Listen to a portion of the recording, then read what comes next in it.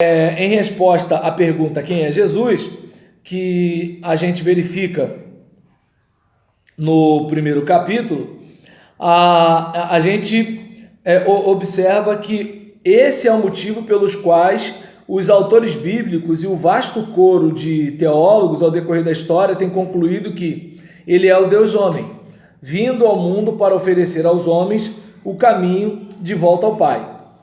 E só que não basta discutir as diferentes maneiras em que a teologia tem compreendido a pessoa de Cristo. Também nos é necessário tratar de sua obra. Não queremos dizer com obra apenas seu ministério na terra, na Galiléia e Judá durante os anos de sua encarnação. Pelo contrário, uma parte vital da cristologia é sua apresentação da obra que Cristo desempenhou eternamente e continua a desempenhar por nós. Então, a gente vai estar falando sobre a obra de Cristo pela vida e na vida daqueles que nele vivem. Começando sobre Jesus Cristo, o Salvador. Bem, pegando a compreensão, né, de Jesus Cristo, o Salvador, a gente verifica o quanto cristologia é algo que está vinculado à soteriologia. Qualquer estudo da pessoa de Jesus que não leva em conta seu papel como salvador da humanidade vai estar incompleto, porque vai estar ignorando o que Cristo mais fez de importante para nós. Ele comprou a nossa justificação perante o Pai com seu próprio sangue e se fez eternamente o sacrifício e sacerdote de uma nova aliança entre o homem e Deus. E nisso a gente vai observar a questão do problema central da soteriologia, o pecado e as suas consequências.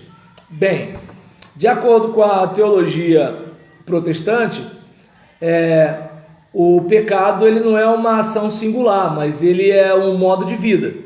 Então, por exemplo, quando eu pego o caminho do pecado, não é uma coisa do tipo, eu estou 100% perfeito e do nada eu vou ali, peco e volto. Mas é uma coisa que tem a ver com hábitos, pensamentos, fatos cotidianos, uma percepção da realidade, tem uma série de fatores aí.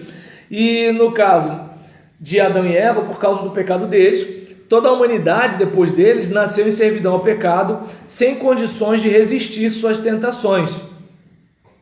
E, segundo Paulo, o pecado ele acaba dominando o homem. Esse controle é um problema sério. Então, quem aqui já leu a Romanos 7, deve lembrar muito daquela música, acho que é da Lume Eupídio, ah, então tá. Confundi com uma narrativa mítica e numelística. Aí o que acontece é aquela questão, né, de quando você escuta aquela menina cantando, se você não é pecador, tudo bem, mas se você é pecador, você escuta aquela letra, você fica assim, caramba, parece que ela fez a música para mim. Entende? Por quê? Porque nós queremos ser melhores para... Oi? Ela fez para todo mundo. Tá dando para entender? Porque assim, você quer ser melhor para Deus, você não quer tropeçar em algumas coisas, e você percebe que assim, é como, já viram aquele atleta quando ele está treinando e tem aquele elástico que acho que é extensor muscular, que o colega coloca nele e ele vai forçando, mas é o seguinte, o elástico ganha. Entende? Então aquela questão de assim, olha, o bem que eu quero fazer eu não faço, o mal que eu não quero fazer esse eu faço. E aí o apóstolo desesperado, ele fala, miserável homem que sou. Tanto que tem alguns teólogos que até dizem que aquilo ali, Paulo não está falando dele depois de convertido. Paulo está falando da época de quando ele era judeu. Só que, por exemplo, ele mesmo fala, né, que ele tem a consciência, né, ele tem prazer na lei. Como é que alguém, né, em sã consciência, que não foi transformado por Deus, vai ter prazer em lei de Deus? Porque prazer na lei de Deus significa o seguinte, eu faço com o maior gosto. E eu pergunto, quem de modo assim natural, carnal, vai fazer a vontade de Deus com o maior gosto. Gente, é na consagração, é na dedicação. Por exemplo, eu não vou nem falar de glutonaria, não vou falar de questões sexuais, não vou falar de bebedeira, vou falar coisa simples. Ama o teu próximo. Ora por quem te persegue.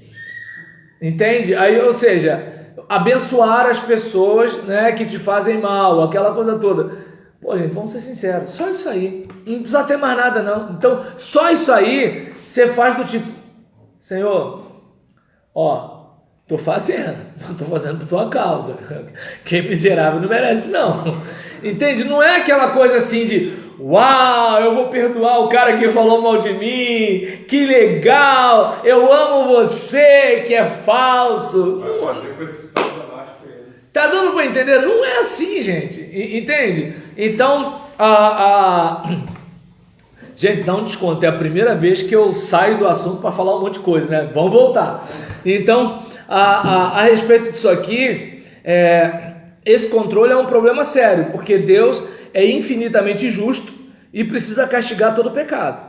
Então, é aquele caso. Deus não tem o culpado por inocente. Então, nesse caso de Deus não ter o culpado por inocente, então a gente vai observar aí, né? A gente vai observar que nessa situação a fatura vai chegar. E o pecado nos impede de buscar a Deus, pois em nossa condição natural pecadora, preferimos permanecer no pecado a buscar a reconciliação com Deus. É como se de repente nós tivéssemos aquele prato de comida bem temperado, feito pela nossa mãe, aquela coisa maravilhosa, e de um lado uma vasilha cheia de vômito. Assim, racionalmente nós sabemos, peraí, o que é melhor? A comida. Mas agora a nossa inclinação para o pecado é um negócio tão complicado que a gente sabe que o troço é vômito. A gente sabe que o troço é nojento. A gente sabe que o troço é ruim. Ou qual de nós aqui quando peca já não sabe que vai dar ruim? A gente sabe.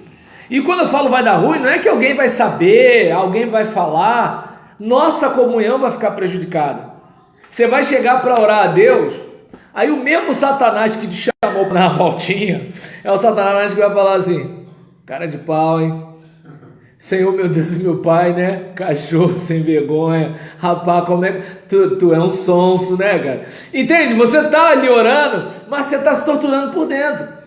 E aí nessa brincadeira alguns fazem o quê? Se afastam da oração, se afastam da Bíblia, se afastam da igreja, porque a tortura é muito grande. A consciência já te detona. Entende? Aí por isso, às vezes eu tenho a sensação de que muitas vezes a gente não peca, não é nem tanto pela questão de agradar a Deus, é de não passar pela tortura psicológica, né? De assim, pô, sou crente, fiz essa besteira. Entende?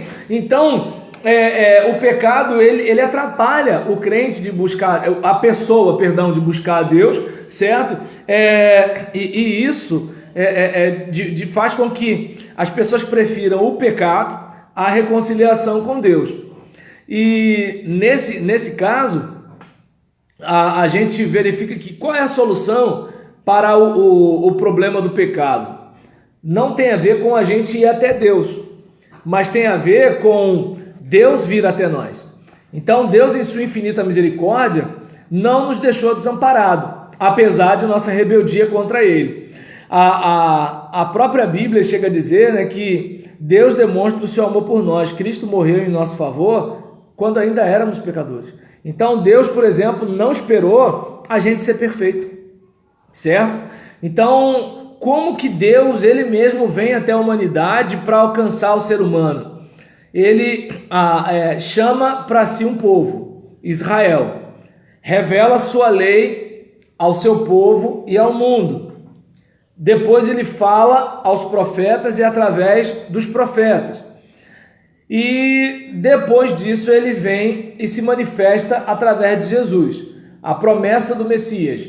O Messias prometido não seria apenas um rei glorioso que restauraria a sorte de Israel. O Messias seria também aquele que, através de quem a justiça de Deus seria satisfeita e por meio de cujo sacrifício nossos pecados seriam apagados. Então, Deus ele vai mostrando para a humanidade, através do povo de Israel, que olha, eu quero trazer a humanidade de volta. E em Jesus ele fala isso para o próprio Israel. E através dos apóstolos ele fala isso para o mundo todo, certo? E Paulo afirmou que a crucificação de Jesus foi a concretização do plano salvador de Deus, o cumprimento daquilo que havia sido prometido pelo profeta Isaías.